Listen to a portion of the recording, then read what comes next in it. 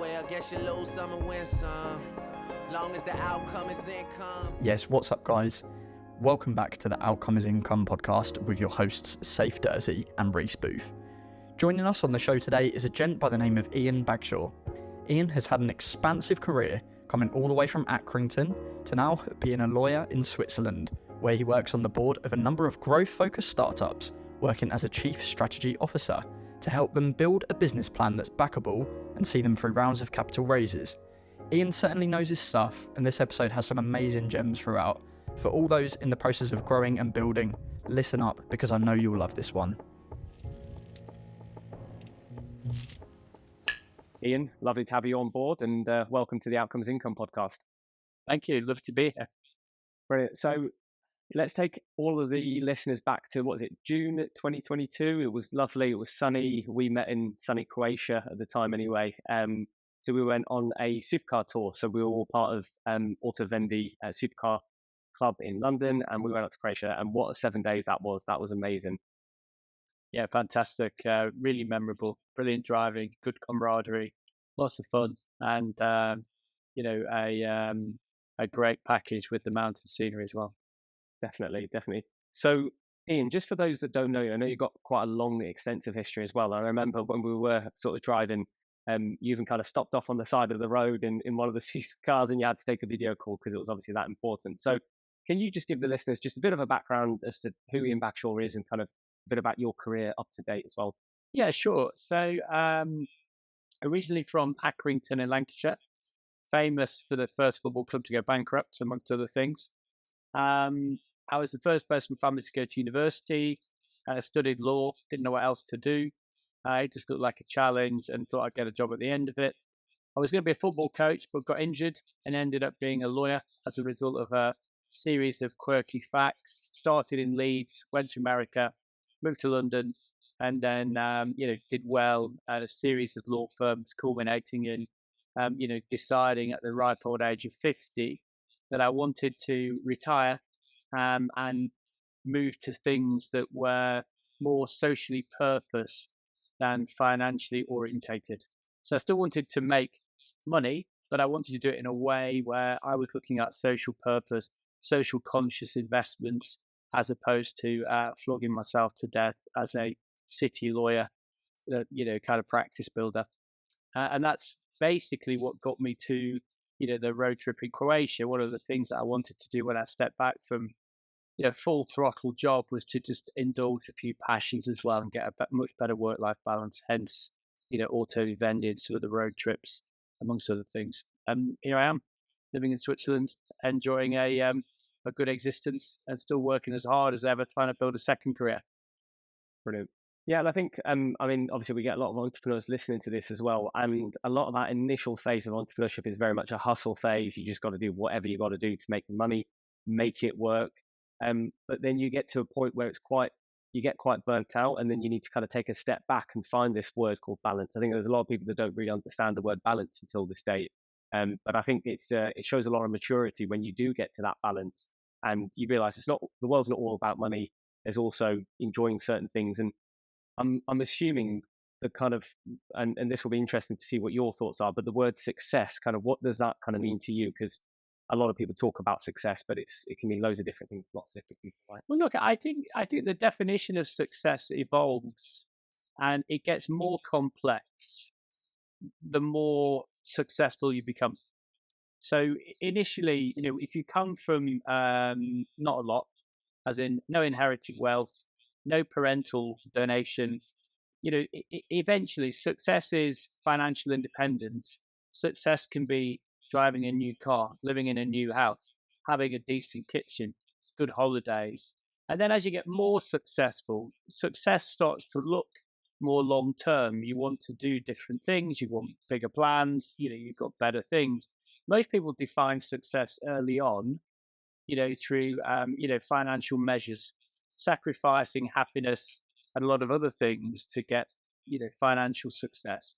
I think as you get a little bit more mature, you realize that work does not love you back, and ultimately success has to come from being balanced, being stable, having fun.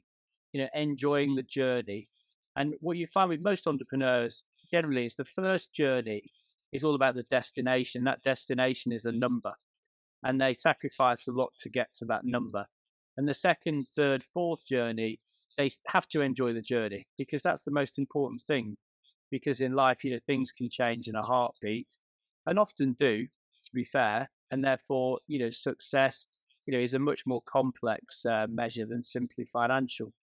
And I think as you get more mature, you realize that. And entrepreneurship can cover many things. Entrepreneurship can cover, the fulfillment of working independently to generate a financial gain, or to generate a financial gain with that social purpose. Depends what your passion is, what floats your boat, and how you want to reward yourself for the effort you put in. Because the biggest sacrifice all entrepreneurs make is an over contribution of time compared to non-entrepreneurs generally. It's very personal for entrepreneurs to succeed. So therefore, their willingness to sacrifice things for that success is usually higher. Their resilience and work rate can often be seen as extreme. And therefore, they create an unbalanced balance within their environment, to basically pursue that success. And I think the key thing, is ultimately working out what success looks like. And, once you define that, backing yourself to deliver that on a timetable that means you don't sacrifice anything or everything to achieve it. And that tends to take a bit more maturity. You can't really do that the first time round, unless you're mentored or supervised or chaperoned by people who've been through that journey before, and you trust their judgment and they tell you what to do. Otherwise, self-made entrepreneurs tend to go eyeballs out first time around, and eventually the wheels come off. It always come off. You either get too confident, take too much debt. You either get too confident, put too much effort in. You either get too confident, too big for your boots, and don't listen to people. And then, when the wheels come off, you learn a lesson. You probably don't repeat mistakes second time round. And that's usually the definition of success second time round, is not repeating the mistakes you made the first time round. Or what are the definitions? I think that's probably such an important point for a lot of a lot of these younger entrepreneurs as well, especially kind of getting into entrepreneurship, look at social media and they see what they perceive as success of, nice cars and, flashy brands and all the rest of it. But the reality is that's just a materialistic image that is portrayed as success. But the reality is what you've just said is probably one of the most important things for people to take away. This is why we do the podcast, because this is the reality of it, right? Someone that's walked 1,000 miles in entrepreneur shoes and been entrepreneur multiple times. And I think it's that whole balance that's so important, because someone that doesn't necessarily have so much material wealth can still be successful because they've got really good, well-balanced lifestyle, health, family, and that's what is making them happy at the end of the day. So I think finding balance is just so key. And you're right, balance tips, balance changes as well, because it tips you tip in and out of balance constantly. So what is balance today is not balance tomorrow as well. So yeah. No, definitely, because your priorities are always evolving. And I think the thing I'd say is it depends on the entrepreneur's background. A lot of entrepreneurs come from a humble background, and therefore, they define the stages of success by achieving levels which they used as motivation or as aspiration levels. So often it is, that car, it is that holiday, it is that suit, it is, kind of that outfit. And because these are stages, and most entrepreneurs are target driven. So they want to work hard to achieve something, and they reward themselves for the hard work by achieving that thing. And then they want to speak about it. And essentially, as you get more successful, you become less worried what people think of you, and more, kind of discreet generally in relation to the success you've enjoyed. But it's a case in all walks of life. If you come from nothing or close to nothing, you inevitably have a kind of imposter syndrome in relation to achieving success, in the sense that whilst it's happening, you kind of can't quite believe it's happening. You're wondering when someone's going to take it away from you. You meet people who seem to get there a lot easier. They just have a different ride, a different backing, a different outlook. And often they've set off from a place which is much further on. For most entrepreneurs, who've come from a humble background. But as time evolves, people reflect, recognize, and enjoy And that's inevitably an evolution where success becomes more complex, but ultimately it's more simple because you're not killing yourself for a financial outcome. You're killing yourself essentially because it's something you want to do, and it's a wider outcome. It's kind of family, friends, financial, and often nowadays, giving back, social conscience, social purpose, kind of recognizing that society requires successful people to actually use their skills to give back. And I kind of personally take a lot of heart from a lot of communities now actually working to create a better environment, and a better environment for their, kind of next generation.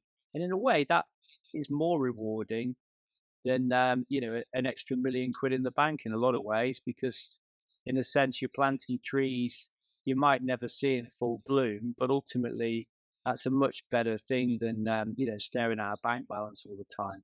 In a lot of ways, provided you've got the luxury of not worrying about staring at a bank balance, if you've achieved a good level of success over a prolonged period of time. Absolutely. I think that's why a lot of successful entrepreneurs, the real successful ones, a lot of the time go on to do philanthropy or go on to do something that is outside of just the norm, which is basically what a lot of people attribute to kind of the materialistic lifestyle, because they've had that, they've enjoyed it, and there's, how much more do you need? You've had the cars, you've had the houses, you've had everything that you need. So yeah, it's really, really good point as a really good way to actually see who is successful, and that's comes from people that are content that then go and do all of this charity work and philanthropy. So brilliant. And Ian, I know obviously your secretary and your PA sort of sent me your bio, and it's a very, very long bio as well. So, can you just tell the viewers kind of what does your day-to-day look like as of today, and kind of, I know obviously you can't share certain things because it's confidential. Yeah, sure. Just generally speaking, what do you do on a day-to-day basis at the minute? Well, I usually get up quite early. I generally think people who get up after about 8:30 never really achieve a lot. So I'm usually up quite early. I do a good amount of exercise in the day because that helps clear my mind and get a good amount of balance in terms of judgment, perspective. It stops me being overly emotional. I tend to find if I don't exercise, I can make shorter judgments, more emotive, get more frustrated. So it's about, kind of getting that right perspective. I work on 2 or 3 projects at a time. I work as a chair, or kind of chief strategy officer of businesses that are looking to grow quickly.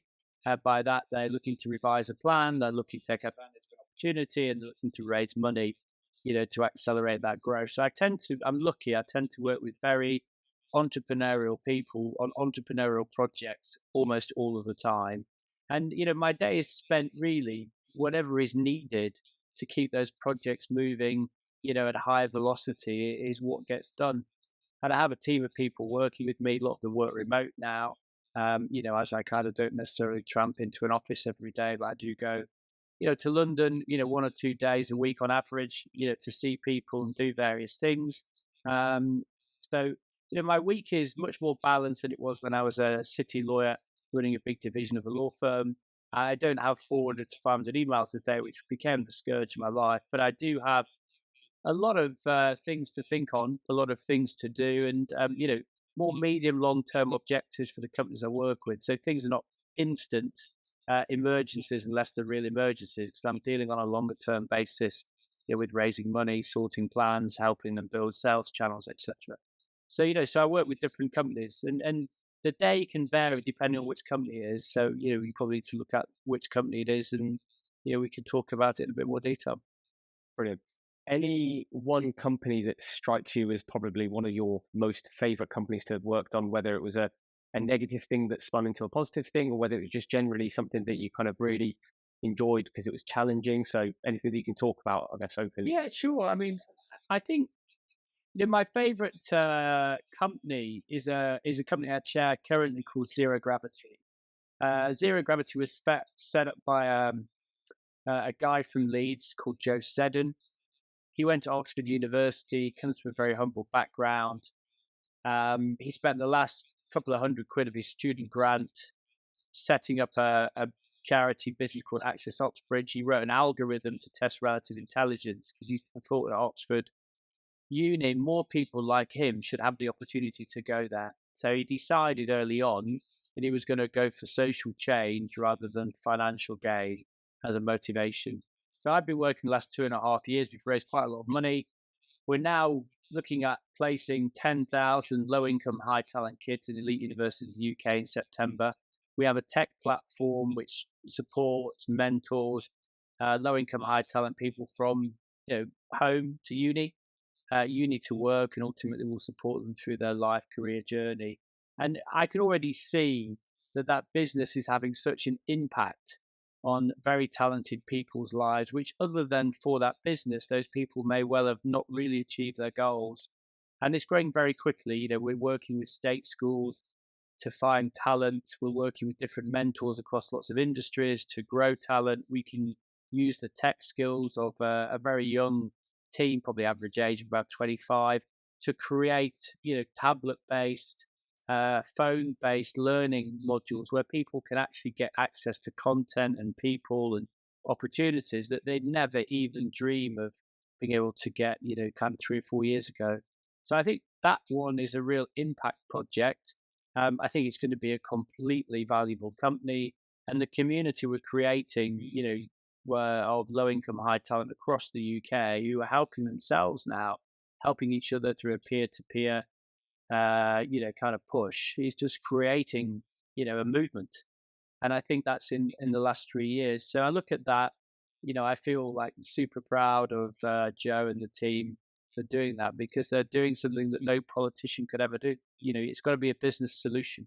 Most of the problems we have in the UK do not require political solutions, because most of the politicians have not really done anything other than, kind of academic arguments. From a business perspective, most of them have not really, built businesses or made change or done anything that, is probably required to start building these communities back outside London, creating a level playing field. And our business motto is talents everywhere, opportunity isn't. And that, to me, sums up the UK. And that's why I think it's such a super business, such a favorite business, because I think that is the UK's problem in a nutshell. And if you can solve that conundrum, you'll unlock so much potential that across the entirety of the UK, there's loads of entrepreneurs, loads of people who can step forward and really drive stuff. But it's just they don't have the opportunity. And if you don't get it early enough, you don't have the peer group to help you. And you just don't have that, real grit, that anger to get through that first layer of, kind of stuff of mud. Then ultimately you might just give up. And I think that's the benefit of this business. It helps people get through that first layer. It helps families support their kids into fantastic universities, and then the kids do the rest, right? I mean, they've got so much grit, resilience, and talent that once you get behind it, the talent takes over. And I think that's, why I'm most proud of it, really, because in part it feels like it's a bit more my life story as well.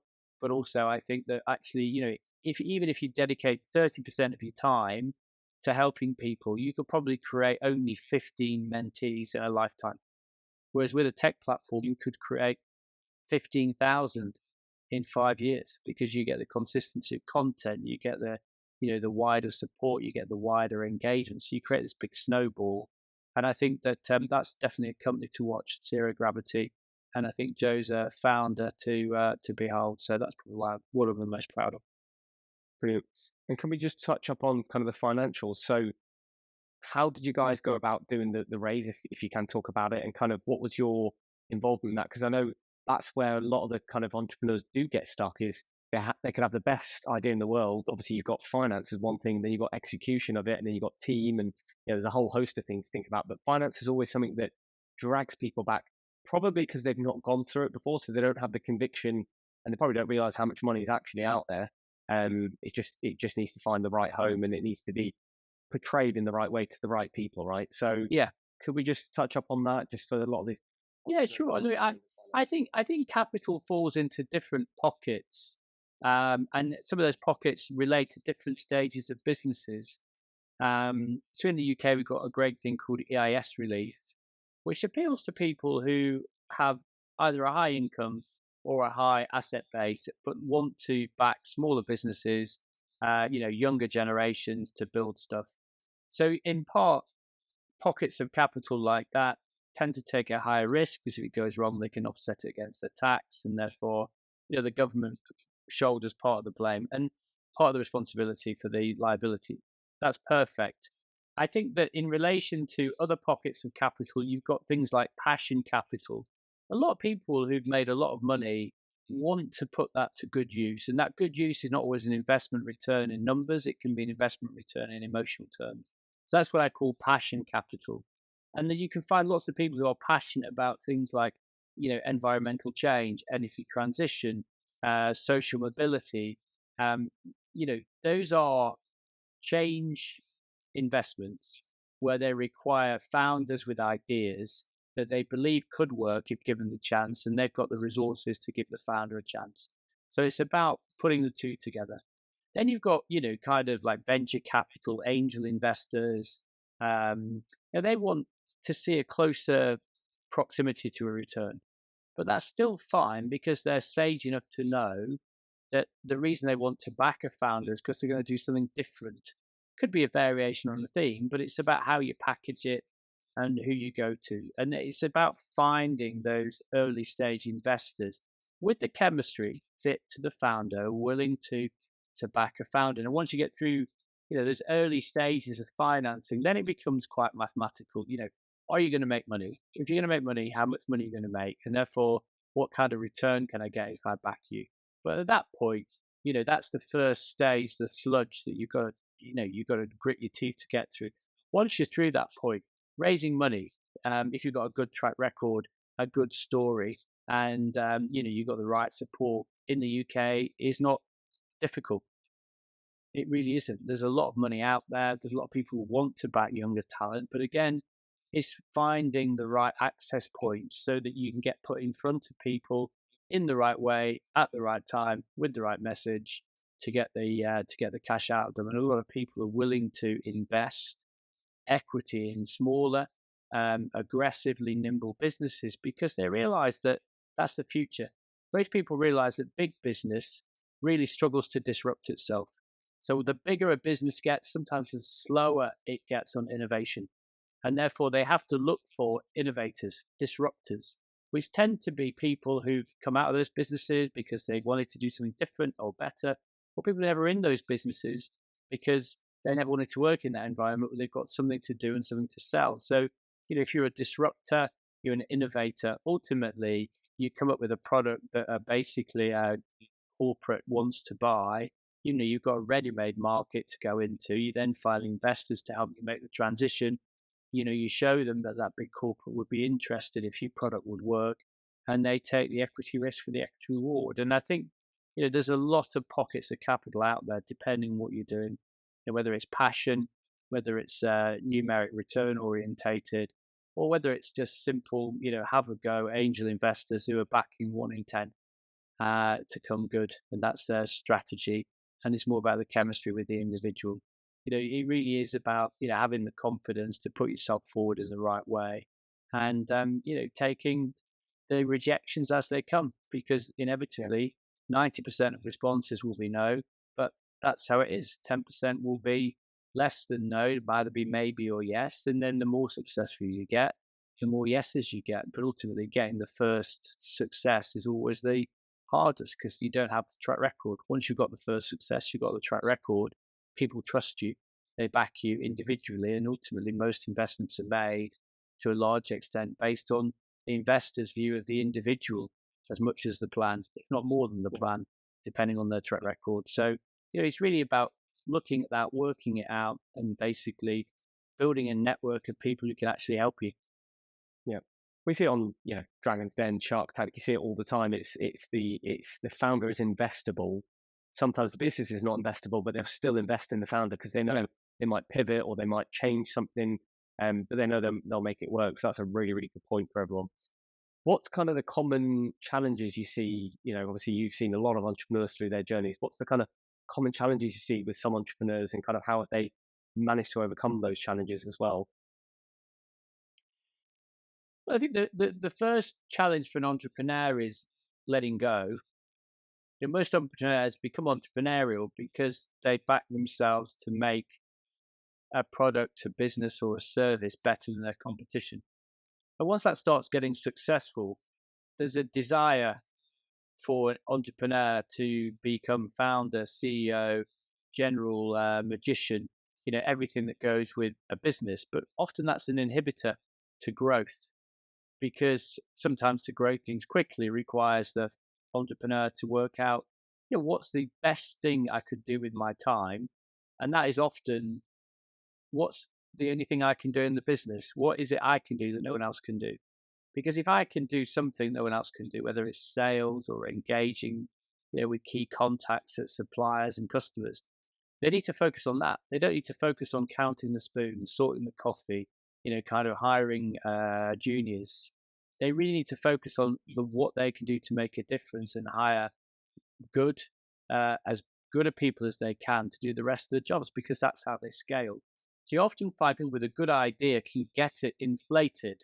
Yeah, but it's a bit like blowing up a lilo. They can blow it up, but they can't quite get the valve to close, and the thing keeps losing air because they just don't have the technique to close the valve. And in business, it's often the technique to self-analyze, what is it I can do versus what is it everyone else can do. And I'll split that off now, because I don't need to do everything. I can just focus on what it is I need to do, get people in to do the other stuff, and then they can scale at a rapid pace. And once you scale, then you can actually grow really quickly, because it's a snowball. But often scaling is the skill set most founders lack, because they've never done it, and they won't let go. The company, the idea, the business, it's their baby, and no one knows it like they do. There's always a reason why they should basically control everything, and they end up suffocating their own process and their own business at kind of the end of that first stage. So that's really a common theme everywhere, because a lot of these guys and girls and whatever have never had the experience of breaking through that first stage.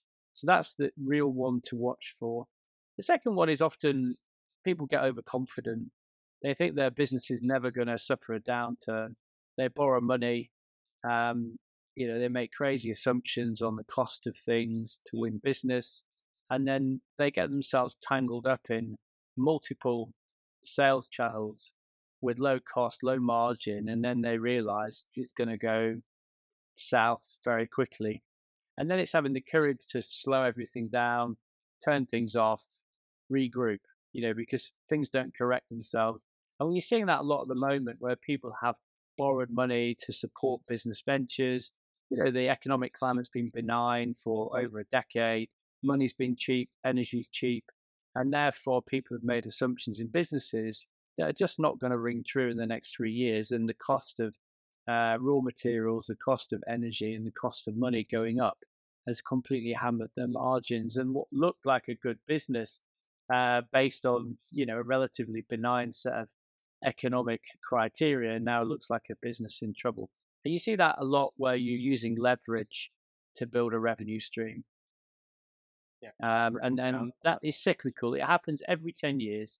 And it's usually the same people are involved at the downturn every 10 years. They kind of, there's some new people join the party, but, you look around, it's the same kind of people who are making the same mistakes. And that's just life. People get carried away with, what they can do and how they're going to beat the system. And that's part of the confidence that becomes overconfidence. Now, to be an entrepreneur, you have to be confident.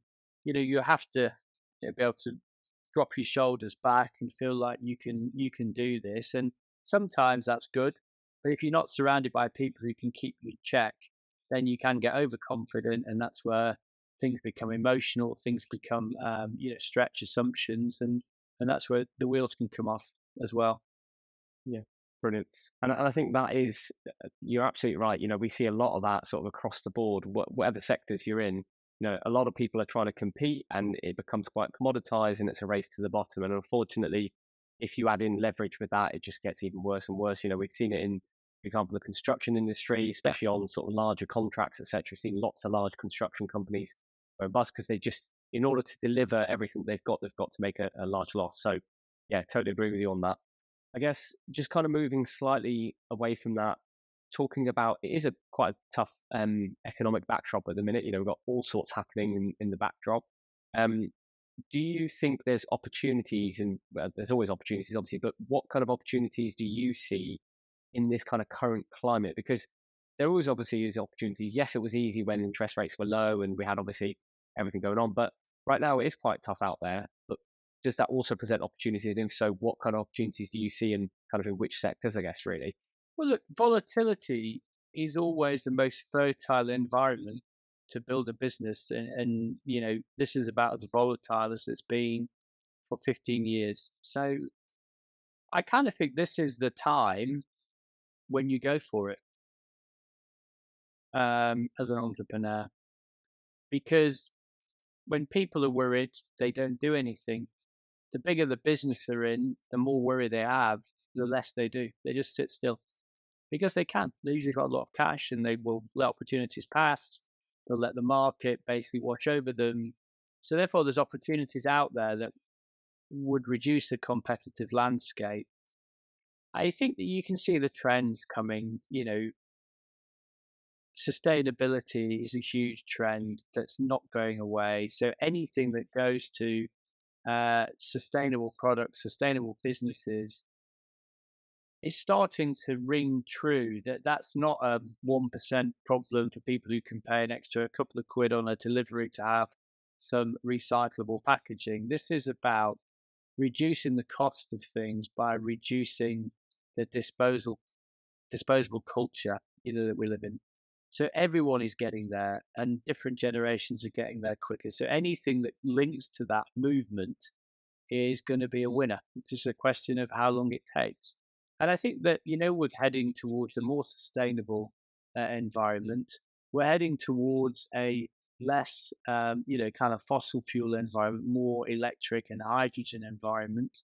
We're heading to a dependency on tech and a utilization of tech to both reduce paper, reduce admin, reduce physical presence of everything from banks to retailers to chemists.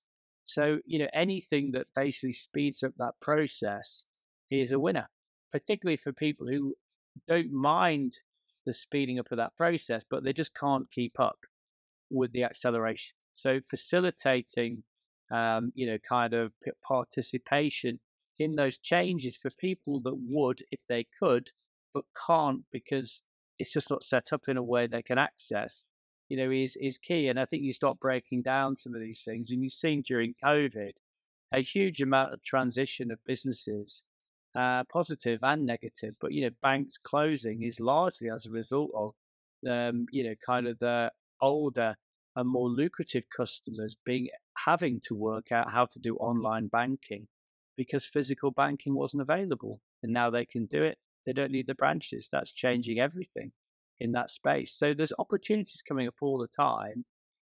And if you look at those opportunities and you almost map them, you can see the collateral opportunities that come with them. If banks are closing, the branches are going to get sold. Big corporates selling branches usually means it doesn't sell first up. They'll keep dropping the price till it does. So eventually there's a bargain to be had if that's what you want to deal with in relation to tech accessibility and various other things. That all services now can be improved through using tech. Most old people are tech literate to a point, so they can do things now that they would historically do physically, online. So anything that facilitates that, makes it easy, targets those people is good. You need to target a teenager to a 30-year-old because they probably are doing things with tech that, is excessive compared to what a 50-year-old plus needs to do. So I think people think about their experience and they look at the change that's happening around us. There's a myriad of opportunities.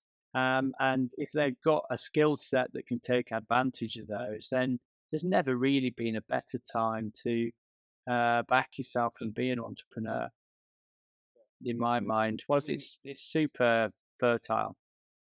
Yeah, I mean, even just to give you a simple example, so we obviously went from a physical office to a virtual office. So there's some amazing platforms out there that create a virtual office very much similar to what you have in a proper, office environment. So you've got a chill out area, boardroom, you've got different office spaces. You have to open knock on the door, etc. So even different levels. So that's pretty cool because what that's then doing is it's reducing your company's overheads, which gives you a competitive advantage. You're not doing anything different, but you're just reducing overheads to allow you to be able to kind of go out and either acquire the businesses and basically consolidate them, or just offer something at a reduced rate. And basically you compete with the market, and the market is just very slow to react to all of this because the market is very much larger organizations, very traditional. They can't just get rid of their staff. They can't get rid of their offices. So to me, that's where I see a lot of the opportunities is how can you consolidate in certain industries and then basically go out and acquire or build if you need to build, really. So Yeah, and also recognizing that,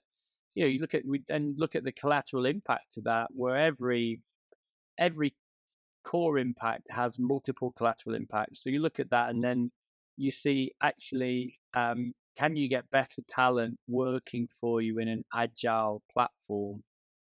The answer to that would be probably yes, because the thing that almost everyone hated was commuting to and from work. And even if people were in work, how much of the in work did they enjoy if they can basically set themselves up at home and get more productive? Because they probably enjoyed their out of work more than being in work, whatever any employer tells themselves. So then you get the better work-life balance, you get the ability to attract better talent, and then you've just got to create an environment, a community, which is not all virtual. There has to be some in real life to it. And the people who can do that and strike a balance can massively reduce overhead, can probably increase work-life balance for their employees, whilst also creating a sense of community and purpose by bringing them together, on a regular basis to do what getting together with people in real life should be, which is collaboration and socializing. Not basically sat in a room next to someone else in a room and not speaking to them, because you can do that at home, right? So you start looking at the collateral impacts of simple changes, and there's always a waterfall, and at every level of the waterfall, there's always an opportunity to change and make money, because most people don't really think about it. They just carry on with the status quo, and that's what you see in big employers now saying, "Oh, it's not really working. Can you come back to work 5 days a week?" Because but the reality is, in those big employers, that 5 days a week working week works for the senior people most of all, and sometimes some of the junior people. It doesn't necessarily work for, kind of back office admin or middle people who spend 10% plus of their net disposable salary on commuting cost. And then you look at the increase in money that people are getting by not commuting, the increase in time, and you end up getting away with a better work-life balance, more productivity. You don't necessarily need to pay people more because they've already got an inherent benefit because their own cost base has gone down.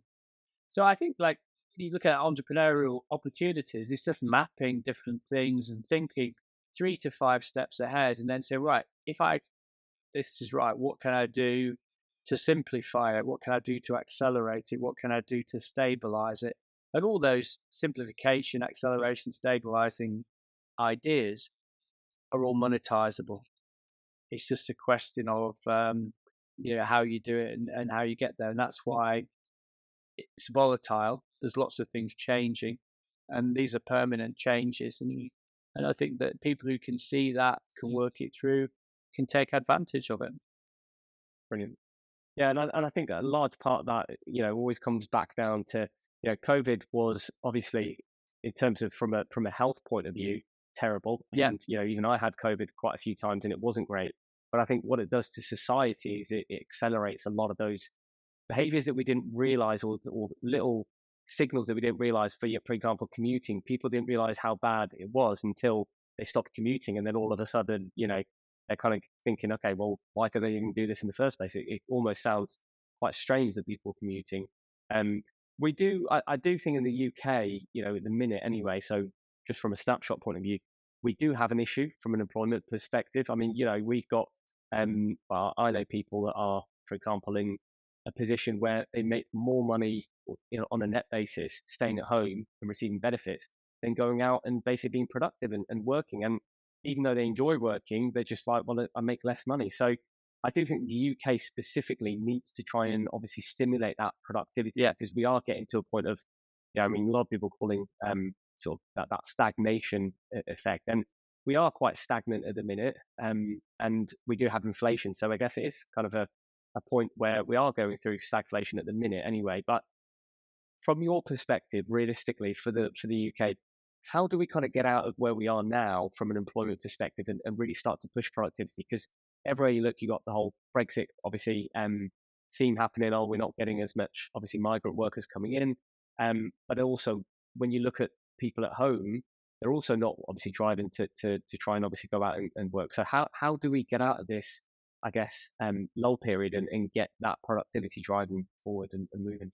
Well, I don't think you do, other than on a long-term basis, because one of the big problems we've got in the UK is politically there's a lot of change at the top, and that's not changing parties, it's just changing leaders, changing agendas. So this is not really a political solution, but the one thing they need to do is encourage innovation, entrepreneurship across the UK, and that the thing they can do to do that is to stimulate the environment by creating appropriate training, by creating, appropriate infrastructure that works, like, strong, fast, dependable Wi-Fi, and ultimately then the tax incentives for people to build businesses, and employ people. I don't personally have a view that, inherently the UK suffers from a lack of talent. I think it has a high level of talent. I just think that the reality is, what does that talent do now to basically get itself going is quite hard, because there's not a lot of businesses in a lot of areas that, are kind of the safety nets where you can go work there for 10 years, get your confidence, find your way, build a credible experience base, and then do something similar to disrupt what that business does. That was 30 years ago. Now people are left with very limited employment opportunities wherever they are, kind of outside relatively slow moving businesses, which are often linked to the government, or linked to, kind of initiatives to get people into work. So I think it really needs to reboot and think, actually, long term, we need to stimulate a large population, which will have a lot of, inevitably a lot of entrepreneurs, and they need to create the desire for people to build businesses which generate high taxpayers. And that's got to be done outside London. That's easy in London because we have an infrastructure, we have an environment where a lot of tech businesses are created, particularly in financial services. But that's a product of what I've said. The banks were there, so people worked in banks, thought it was right. Then they step out and they build a business, challenge the bank. But we don't have a lot of comparable concentration of excellent industries outside of London. The Midlands lost a lot of its engineering base. The North has lost a lot of its engineering base, skilled workers. So the government has to recognise that and really invest in people and training, and less about fast train lines in my mind. Because ultimately, I think that we really don't need a fast train line. We just need 5G, which is stable and dependable wherever you are in the UK. If you don't have that, what can you do? You can't really work other than physically. And if you're only working physically, you're missing out on so many opportunities. So I think it requires a bit of a shift. And I think, we do need to encourage more entrepreneurship, and big, small or medium. When people start owning stuff and delivering against it, everyone feels better, everyone feels prouder, and it becomes contagious.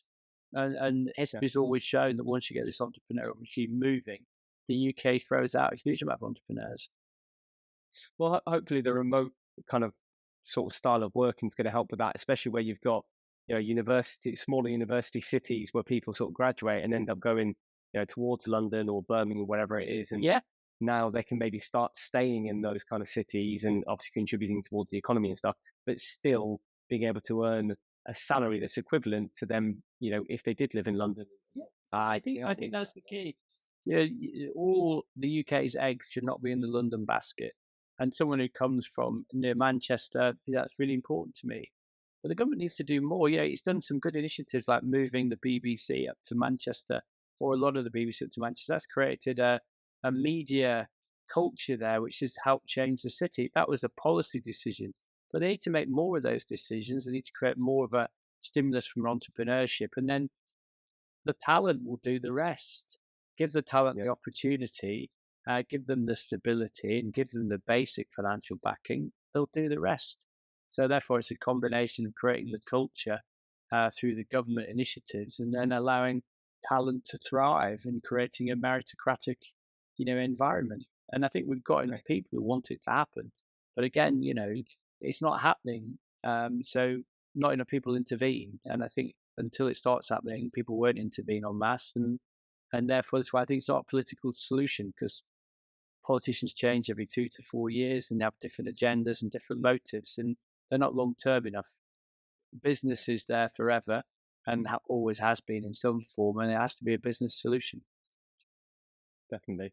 No, I agree. And I think hopefully, at some point, like you said, really, everyone's got an agenda. And when they get into power, they start thinking about how can I get re-elected? So yeah, they're already putting all the groundwork to start doing that. And that doesn't necessarily translate into what's good for the country. It translates into what's good for them and the perception. But look, politics takes us to different directions. Sometimes I kind of try and go back to kind of business and entrepreneurship chat. But look, really, really good chat. I really enjoyed this podcast, to be fair. We are getting to the end of it. One of the questions, Ian, we always ask at the end of the podcast, and this can be anything, so you can be as creative as you want. But the name of the podcast is The Outcome is Income. What's something tangible that the listeners can take away today as a kind of outcome in order to create that income? So it could be anything, really. A lot of people have said lots of different things, such as, for example, learning to be able to build a community, and then obviously you can try and sell to a community and upsell, etc. Lots of different answers to it, but just sort of one tangible thing that listeners can take away today to be able to kind of create an income as a result of that. Well, look, I think is identify an opportunity and then understand short, medium term, and ideally long term what that opportunity is going to look like. So it's really taking a step back and thinking about, what outcome are you looking for, and kind of how you're going to get there. And I think what you tend to find with very successful entrepreneurial people is a bit like sportsmen. They see things in slow motion. They see, like, if I do this, this will happen. If I do more of this, more of that will happen, and that's good. And therefore, I can do more of this, and more of that will happen. So it's really having that thread where you can actually say, if I do this, the outcome will be that. And then the next point is executing on it relentlessly. So once you believe in something, then execute relentlessly. Back yourself. Don't waver unless you completely have gone off course. Because, what got you to that point of analyzing and backing yourself is inherently an entrepreneurial spirit, a level of resilience and grit, self-determination, self-belief that you don't need to throw out the window at the first gust of a crosswind. So having the wherewithal to withstand impacts to achieve the outcome is the second thing. So continuing to believe and surrounding yourself with people, if needed, who share common vision. And then I think the third thing is just find something that fits those first two criteria, but you enjoy. And that can be building a buy-to-let portfolio. Some people love it. It could be finding something with a social purpose and a financial gain, because then you feel good about making money. It could be anything, really, that you've got a passion for, because when you apply hard work and passion, you tend to get hard work and talent, and that becomes a very difficult to beat equation. Hard work with no talent gets you a long way. Talent with no hard work doesn't get you as far as hard work and no talent. Hard work and talent, hard work and passion can get you into a place where you can become a real leader in what you do. You can reinforce your leadership through success, and that can then become a virtuous circle. So you tend to find most successful people have found something they actually enjoy. They've deconstructed it to work out how they can do it better than perhaps some of the people who are currently doing it. And better then can be more sustainable, higher margin, and also often more socially responsible. So I'd say, the outcome is income, certainly for first generation entrepreneur, but the outcome should be sustainable income at the level you want, with the relevant level of happiness and fun along the way, because you live once. And if you miss out on the other bits of that equation, you could really regret it. if you can't get those bits back and you're left with a pile of gold. You might not regret it, but ultimately you could. So I kind of feel like the really successful people who get your equation will have worked out the outcome is income, but what they really need to work out is what's the starting point to get to that outcome. How do I get through to that outcome? How long it's going to take? What do I need to do? Why have I got a view on that makes me different than other people? Because successful people tend to have contrarian or disruptive views on things. That's how they get success, because they win business and they consolidate that win into repeat business. So I think it's really finding things you've got a passion for, backing yourself, and ultimately having a baby steps plan. Because everyone can walk Mount Everest, but you just got to give yourself enough time to get fit enough. You've got to give yourself enough time to raise the money to get there, and you've got to get enough time to get confident to do it. We decided to all climb Everest next week. We could have all the money in the world to get a flight to Kathmandu, but we'd be screwed within about a day because we hadn't prepared, we hadn't thought it through. And, we are very resilient creatures. Everyone's got depths they can reach where they probably don't know they can unless they push themselves, and that's what entrepreneurs do. Everyone's got angles on things that if they slow down enough to think about things, they can create, positive aspects to judgment. They can create changes to businesses and become agile and disruptive. And that's usually where, a coordinated, concentrated level of effort in terms of something you've got an angle on can generate a substantial amount of income. And that's where you get your outcome is income, I think. Brilliant. Well, what an answer. We've never had that answer before. So that is brilliant. Thank you so much for that. Ian, it's been amazing having you on. Thank you very, very much. I know you're a very busy man as well, so really appreciate your time. Pleasure. And good luck with it all. Thank you very much. Thank you. Bye.